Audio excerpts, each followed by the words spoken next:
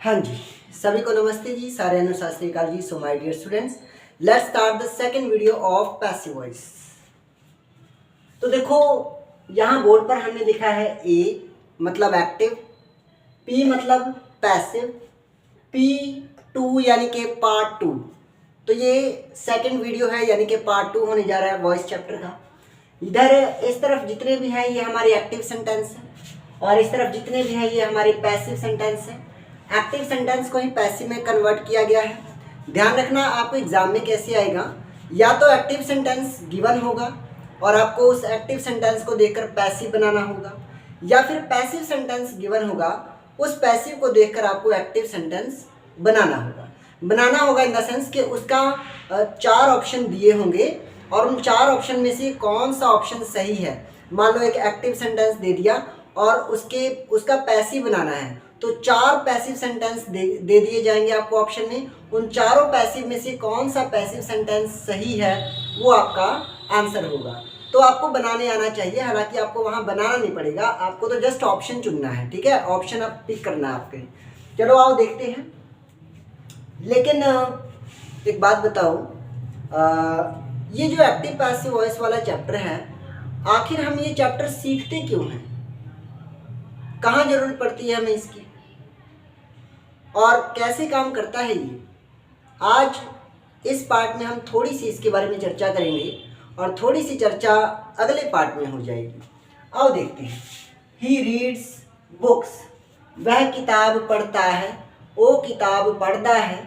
दा है, दी है, दे हैं, प्रेजेंट इंडेफिनिट। ता है, ती है, ते हैं, ता हूँ, ती हूँ, प्रेजेंट इंडेफिनिट। तो प्रेजेंट इंडेफिनिट में जब ये था तो आपको पता ही है कि काम कौन सा हो रहा है, पढ़ने का। ये पढ़ने का काम किसने किया, ही ने। ही हमारा सब्जेक्ट हो गया, और ही ने जब ये काम किया, ये एक्शन किया, तो प्रभावित कौन हुआ, बुक्स। तो बुक्स हमारा क्या हो गया, ऑब्जेक्ट हो गया। बुक्स क्या हो गया, हमारा ऑब्जेक्ट हो गया। सॉरी, लगता है हमारा कंफ्यूजन। तो बुक्स हमारा क्या हो गया, ये हमारा ऑब्जेक्ट हो गया। अब हमें पता है कि अगर इसका पैसिव बनाना है तो पैसिव बनाने के लिए पहले ऑब्जेक्ट चाहिए। तो ऑब्जेक्ट है बुक्स, बुक्स को हम सामने ले आए सबसे पहले। बुक्स, और बुक्स क्योंकि देखो एस लगा है यानी कि प्लूरल है तो यहाँ आर लिख दिया।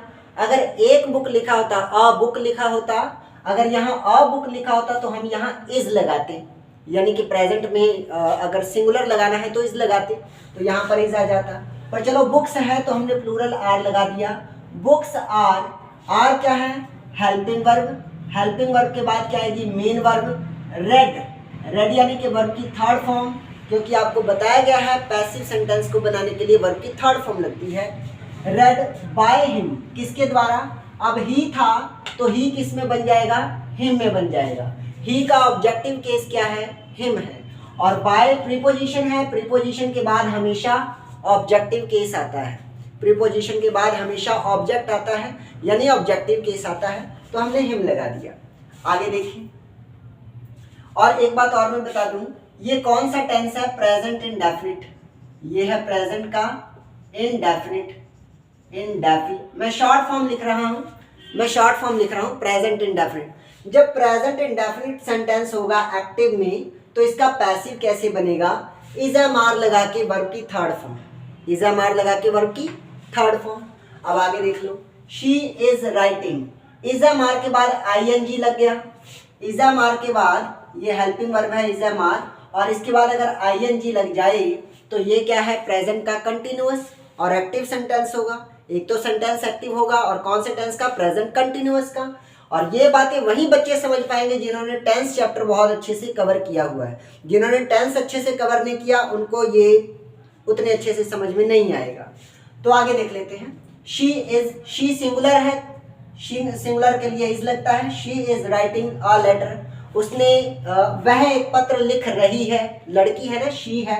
अब शी है तो रही है कहना पड़ेगा, रेहा है, रही है, रही, हाँ, प्रेजेंट कंटिन्यूअस। अब इसका पैसिव बनाएंगे तो देखो पहले ऑब्जेक्ट चाहिए। ऑब्जेक्ट क्या है, अ लेटर, क्योंकि लिखने का काम किस पर हो रहा है, अ लेटर पर, तो प्रभावित कौन हो रहा है, अ लेटर। अ लेटर हमारा ऑब्जेक्ट है। सबसे पहले हम पैसिव बनाने के लिए ऑब्जेक्ट लाएंगे, तो ऑब्जेक्ट क्या हो जाएगा, अ लेटर। और लेटर सिंगुलर है तो इज लगा दिया, अगर लेटर्स होता तो आर लगा देते। चलो लेटर्स है, लेटर है तो एज लगा दिया। इजा मार के बाद बीइंग चाहिए। जब भी हम कंटिन्यूअस टेंस का पैसिव बनाएंगे, जब भी हम प्रेजेंट या फिर पास्ट के, प्रेजेंट या फिर पास्ट के कंटिन्यूअस टेंस का पैसिव बनाएंगे तो उस पैसिव में is am are helping verb के बाद या वॉज वर हेल्पिंग वर्ब के बाद बीइंग जरूर आएगा, बीइंग जरूर आएगा।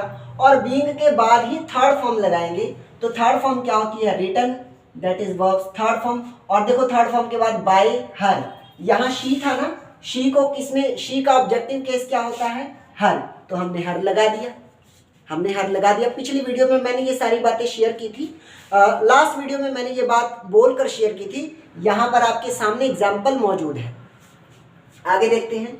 आई एट, ये हमारा first sentence, second sentence, this one is first, ये हमारा सेकंड सेंटेंस था, ये रहा हमारा थर्ड सेंटेंस, तो इसका पैसिव क्या होगा? ये रहा थर्ड सेंटेंस का पैसिव। फिर ये रहा फोर्थ सेंटेंस एक्टिव में, तो ये रहा फोर्थ सेंटेंस का पैसिव। ठीक है, नंबरिंग मैंने यहाँ पर डाल दी है, नंबरिंग मेंशन कर दी है। आओ देखते हैं। आई एट मैंगोज, मैंने बहुत सारे मैंगोज खाए। मैंगोज यानी कि बहुत सारे, एक से ज़्यादा है, प्लूरल है। मैंगोज ईएस लगा हुआ है तो प्लूरल है। आई एट मैंगोज, मैंने आमों को खाया। या आ या ई ए पास्ट इंडेफिनिट, आ या ई ए पास्ट इंडेफिनिट की हिंदी आइडेंटिटी है। पंजाबी में भी हमने इसको पढ़ा था। तो आई एट मैंगोज लिखा हुआ है। अब ये जो एट है ये क्या है? वर्ब की सेकंड फॉर्म। और वर्ब की सेकंड फॉर्म क्या मतलब हो गया इसका? कि ये पास्ट का इंडेफिनिट वाला टेंस है, पास्ट इंडेफिनिट वाला टेंस है। अब अगर पास्ट इंडेफिनिट में होगा तो कैसे करेंगे? खाने का काम हो रहा है, खाने का काम किसने किया? मैंने।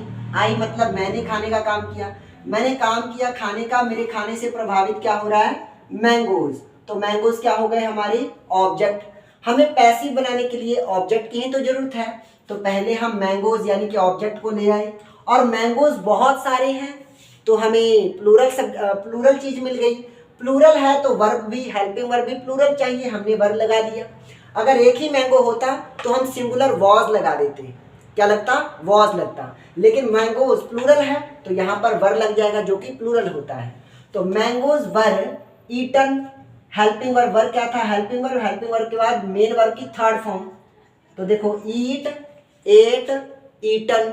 ईटन क्या है? वर्ब की थर्ड फॉर्म, तो वर्ब की थर्ड फॉर्म लगा दिया। थर्ड फॉर्म के बाद बाय मी, क्योंकि आई था ना, आई का ऑब्जेक्टिव केस क्या होता है? मी, तो यहाँ पर मी आ गया। और एक बात मैं आपको और बता दूं, ये जो बाय लगा के हम सब्जेक्ट बताते हैं ना, ये जरूरी नहीं है कि हर बार हम बताए हैं। अगर आप ना भी लिखो, बाय हिम अगर आप ना भी लिखो, तो इतना सा सेंटेंस, बुक्स आर रेड, किताबें पढ़ी जाती हैं, बुक्स आर रेड, तो भी ये पैसिव है और पूरा है। ठीक है, तो भी ये पैसिव है और पूरा है। अगर आप सब्जेक्ट बाय हिम, बाय लिखकर सब्जेक्ट नहीं लिखोगे तो भी आपका सेंटेंस गलत नहीं होगा, वो सेंटेंस तो भी पूरा है और सही है। आगे देखते हैं।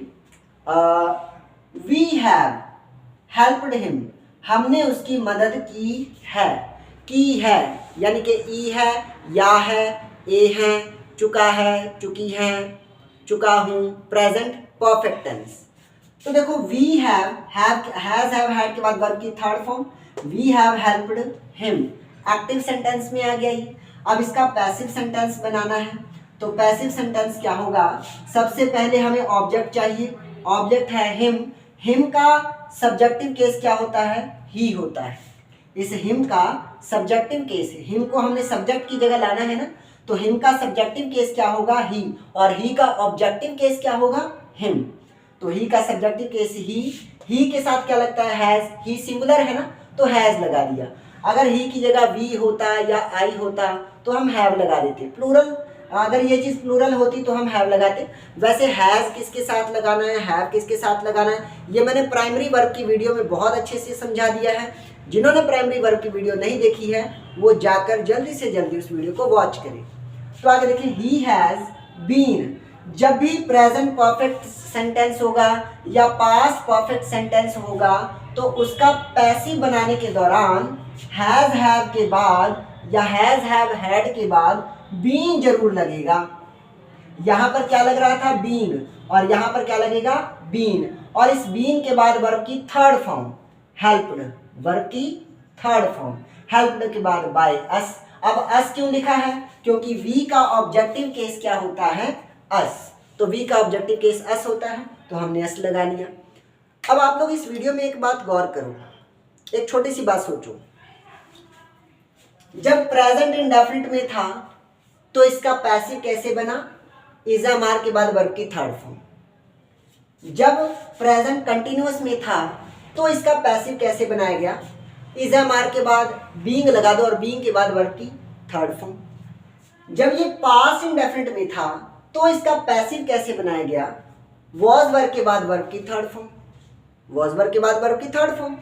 और जब ये प्रेजेंट परफेक्ट टेंस में है तो इसका पैसिव कैसे बना, हैज हैव के बाद बीन लगाकर फिर वर्ब की थर्ड फॉर्म। इसका मतलब ये हुआ कि कोई सेंटेंस जो एक्टिव में है उसको पैसिव में कैसे बदलना है, इसके लिए प्रॉपर फॉर्मेट बना हुआ है कि अगर प्रेजेंट इंडेफिनिट में रहा तो इज एम आर लगा के वर्ब की थर्ड फॉर्म, अगर प्रेजेंट के कंटिन्यूस में रहा तो इज एम आर के बाद बीइंग लगा के वर्ब की थर्ड फॉर्म। ये सारे फार्मूले हैं और ये सारे फार्मूले हमें याद करने होंगे, ये रटने वाली चीज़ें हैं। तो इन सभी फार्मूलों को कैसे हम सेट करेंगे, कैसे हम रखेंगे, ये देखेंगे हम अगली कड़ी में। लेकिन इससे पहले कि हम वो फार्मूले देखें, आप लोगों ने एक बात सोचनी है और मैं अगली वीडियो में ये बात पूछूंगा आपसे। आपको लगता है कि ये जो पैसिव सेंटेंस है, देखो एक छोटी सी बात सोचो। हमने यहाँ कहा कि ही रीड्स बुक, वह किताबें पढ़ता है, और लिख रहा है books are read by him, किताबें उसके द्वारा पढ़ी जाती हैं। तो दोनों सेंटेंसेस का मतलब तो सेम ही है। इसमें भी किताब पढ़ी जाती है, इसमें भी किताबें ही पढ़ी जाती हैं, और इसमें भी पढ़ने का काम कौन, ही कर रहा है, सिंगल पर्सन, और इसमें भी पढ़ने का काम हिम कर रहा है, यानी कि वो सिंगल पर्सन ही कर रहा है। तो दोनों बातों का मतलब तो सेम ही है। जो बात हम, अब कान को चाहे आप ऐसे पकड़ दो चाहे आप ऐसे पकड़ दो, पकड़ना तो कान ही है। नाक को चाहे आप ऐसे पकड़ दो चाहे आप ऐसे पकड़ दो, है ना।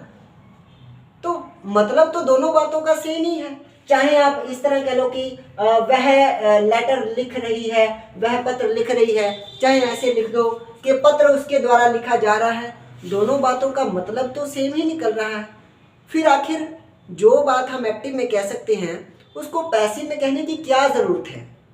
क्या आपने अपनी ज़िंदगी में कभी पैसिव सेंटेंस यूज़ किया है? क्या आपको लगता है कि पैसिव सेंटेंस की हमें वाकई ज़रूरत है? क्यों ये फालतू में चैप्टर बना दिया गया? अभी जब एक तरह से ये बात कही जा रही है, फिर दूसरा तरीका क्यों निकाला गया इसको कहने का, और ये कहाँ काम आता है? क्या आपने अपनी ज़िंदगी में कभी पैसिव सेंटेंस यूज़ किया है? अगर आपने यूज़ किया है तो आप अपनी वो बात नीचे कमेंट बॉक्स में लिखकर हमें बताएं कि हाँ जी सर, हमारी लाइफ में ये वाली बात जो है ना, यहाँ पर हम लोग पैसिव सेंटेंस यूज़ करते हैं। तो अगर आपको पता है तो आप जरा कमेंट बॉक्स में एक बार कमेंट करके मुझे बताइएगा।